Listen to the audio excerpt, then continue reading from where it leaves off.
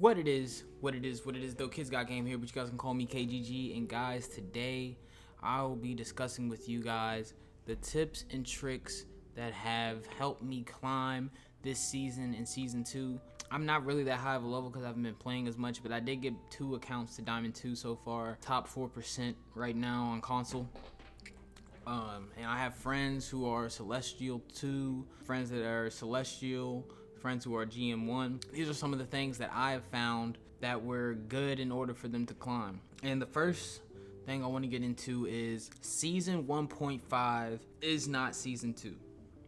Okay, so what do I mean by that? There are certain characters that used to be not the meta, that used to be trash, almost unplayable. That is just simply not the case. And if you still have this mind frame of last season, which I see a lot of people still having, you're going to get left behind, you're going to get dusted, you're going to be confused, and you're just going to be playing a completely different game than other people. So some of those people are Penny. Penny, she's still not the most viable pick, but she is still very powerful with her headshots, with her health that she can get in her webs. She can sustain through ults like Star-Lord now. She's insane, dude. And I literally had a match, where we had to stop the team from getting to a point, and we were on attack. Winning a ranked game in Diamond, and I told this person, I was like, yo, they got a Hulk that's messing us up. A big tank dive. Is there any way we can get Penny? Anybody play Penny? He went to Penny. We win the game. And I can't say I wish I had the gameplay. I've been playing so much ranked that I lost it, forgot to record it. He might have even been solo tanking as Penny. I do not remember. But regardless, Penny was a person that actually allowed us to get the win. Another person who can allow you to get the win is people like Human Torch and Mr. Fantastic. They used to be dog. Like their kits were just terrible. They didn't do damage for real. Nobody was playing them. They are absolutely menaces in season 2. It makes me want to actually learn how to play Human Torch. I picked him up a little bit beforehand. I liked him, but I know he's a very big brain, which, I mean, I can really, if I really focus on playing him, I could probably get good with him. But man, absolutely shredder of health, bro. Like, if you know what you're doing with Human Torch, you can just terrorize the team. And I think he's even getting banned in high elo games. Mr. Fantastic, another viable choice. If you want a solo tank, you can have a Mr. Fantastic as your third DPS, and you can actually kind of dictate compositions around him. He's so versatile in what he's able to do. He's able to be a DPS. He's able to be a tank. He can pill. He can attack and be aggressive and dive. I mean, there's so many things that he can do, not even including the fact that he's almost unkillable. He can just stay alive for so long, and picking up that character can definitely win you some games. And so if you still have that mentality of Season 1.5, you're really not going to climb if you're just leaving people like Human Torch and Mr. Fantastic available, or simply not having one on your team. Now, I'm not saying you have these people on your team that are instant win condition, because that's simply not true. If they don't know how to play the character, it's not going to matter.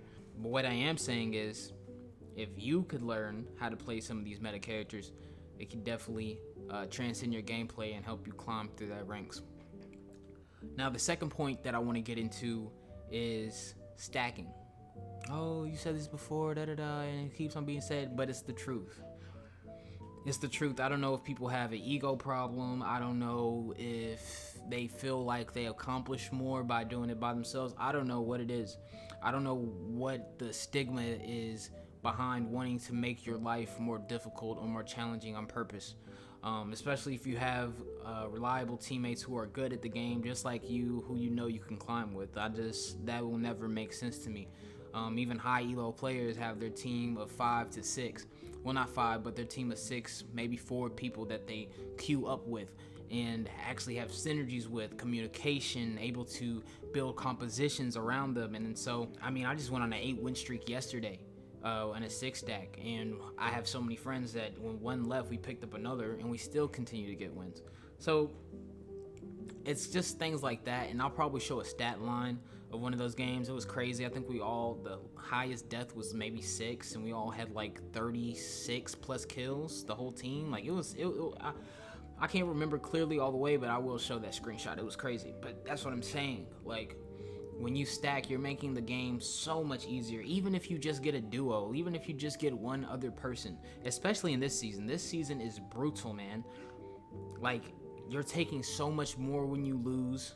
You're not gaining as much if you don't get that MVP or enough final hits. So having a team that you can count on, depend on, that even if you don't get the most final hits, even if you don't succeed, you still have teammates you can count on and still get the dub and still able to reward yourself with progressing through the ranks and gaining that elo. So any variable that you can control, if you can control the amount of bad teammates you get by replacing them with the own good teammates that you have, do so, because it'll help your games. And I just don't see a lot of people utilizing that, and that's the reason why they're stuck and frustrated, because they're having a teammate who is playing Magic into a Penny Parker and Emma Frost and getting absolutely obliterated for no reason when they could play hella.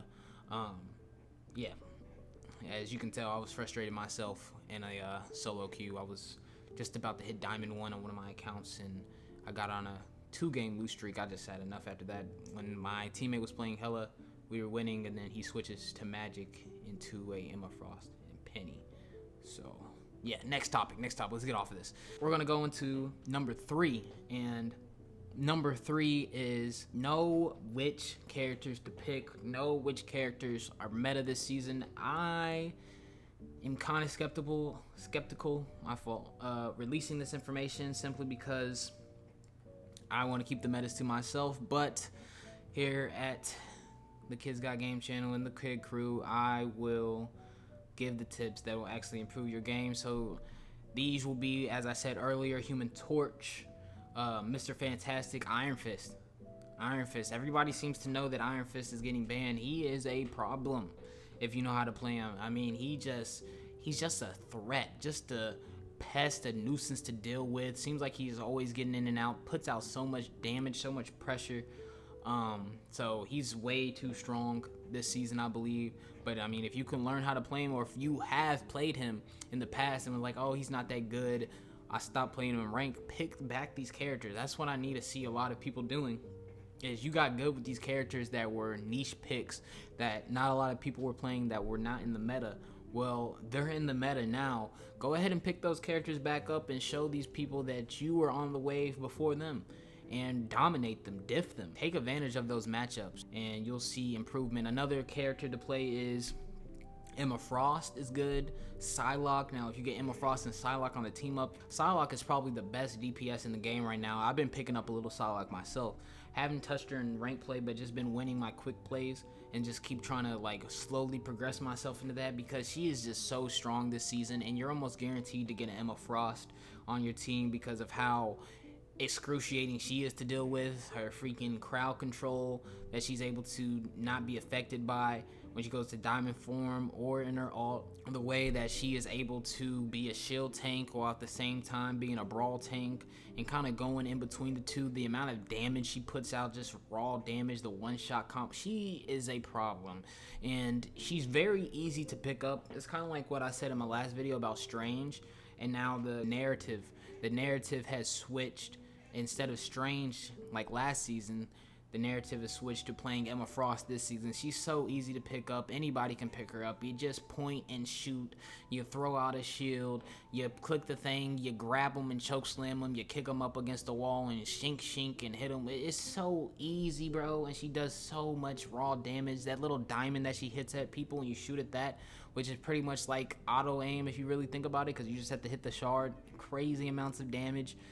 Yeah, she's a problem. So if you want to climb, I'd highly suggest picking up those characters that I just suggested. Again, that's going to be Mr. Fantastic, Human Torch, Iron Fist, Psylocke, and Emma Frost.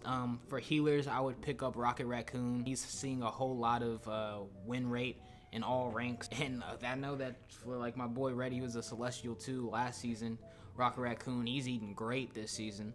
playing Rocket, and also Cloak and Dagger. Don't sleep on Cloak and Dagger. She kind of got back to what she previously was in like season 0 with her damage, and she always has good evasive movement, high damage output, I feel like. So pick up some Cloak and Dagger as well. And now I'm going to get into tip number 4. And this is the bans. Some of you guys do some of the most questionable bans over your individuality of the game rather than basing it upon your team. Like, why are we banning Loki if you have a Star-Lord on your team?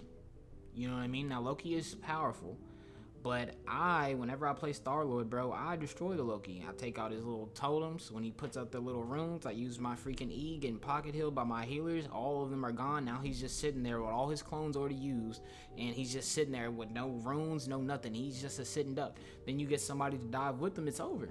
It's finished. And people will do that. People will... What's another ban that I'm just like, why are we banning that? Rocket Raccoon. Why are we banning Rocket Raccoon? I know I said he had a high win rate, but why ban him if you know you have a Scarlet Witch and, again, a Star-Lord? You know what I'm saying? Or let's say you're playing the Thing and you're not banning Groot. Why are we not banning Groot? Why are we not banning Squirrel Girl? You know, these are people that are going to give the Thing a real run for his money. Ban things around your team composition. Not just individuality, but ban things that are surrounding your whole team, preferably your tanks, and I would say preferably for your DPS too. I would ban around those two characters, honestly. If your DPS wants to ban this, I would ban that because that person's going to counter them. If your tank wants to ban this, your tank's going to dictate most of the game, the flow and the pacing of everything, so help them out and keep the big chunky dudes alive so everybody else doesn't have to die. Stop banning stuff that you were banning in season 1.5. I hope we got away from the Bucky bans. I hope we got, you know what I'm saying? Certain things like that. Maybe Bucky still is a ban if you're playing Loki. You know what I'm saying? Things like that in that nature, but you have to ban according to your team and what's going to be the best ban for your team. I personally like to ban the Hulk team up. That Gamma stuff, get it out of here. It's too much. I sometimes don't ban Hulk completely if I got a Hulk on my team, which my wife plays Hulk and my boy AZ Star plays Hulk. So if I'm playing with those people, I'll leave it on the table and we'll be the ones to run Gamma. But these are things that you should be putting into consideration of who you're going to ban, because again, season 2 is not season 1.5. Stop living in the past. Stop allowing the PTSD of you getting destroyed by a Namor with the Luna Snow team up affect you. Ban accordingly. I have also been banning, and this is a secret one. I don't even want to bring this up because the tournaments are coming soon. But I do ban a specific healer, and that's all I'm gonna say. I'm gonna let you do the research, let you do the work on that yourself. But this healer is very powerful. This healer is very, very effective, and she can really change the game. I already listed out the gender. So, but that leads me to number 5. Tip number 5. Capitalize on certain team ups or capitalize on unofficial synergies within your team. What do I mean by that when I say unofficial synergies? So people such as Black Widow Mantis, Mantis Storm, this is another hidden cheat code, but I love this one. Black Panther, Star-Lord. Oh my gosh, man. The way you can just terrorize a backline with Star-Lord and BP, it's almost textbook. It's almost textbook, I'm telling you. Just things that work well together when you really put them on paper and really think about it and what they're able to do, how they can play with each other. Just think of those things. But then again, also think about official team ups. A certain team up that I would say is Gamma. Like if you're not running Gamma, then you should probably be banning Gamma, because Gamma is so freaking powerful with that Iron Man Namor team up and with the Hulk that's literally almost impossible to kill. Like, you're just asking for a terrible time, because even if they have a Groot on the enemy team, man, like he's going to get lasered by the freaking Gamma Squid. The Gamma Squid and the freaking Iron Man that's way up above in the air and just freaking laser him with his freaking Unibeam. Like, you're applying so much pressure with that composition. Again, if you know how to play Psylocke and you see an Emma Frost in your team and you went to support, what are you doing? What are you doing? Communicate and say, yo, I know how to play Psylocke. I was a Psylocke one trick, back then.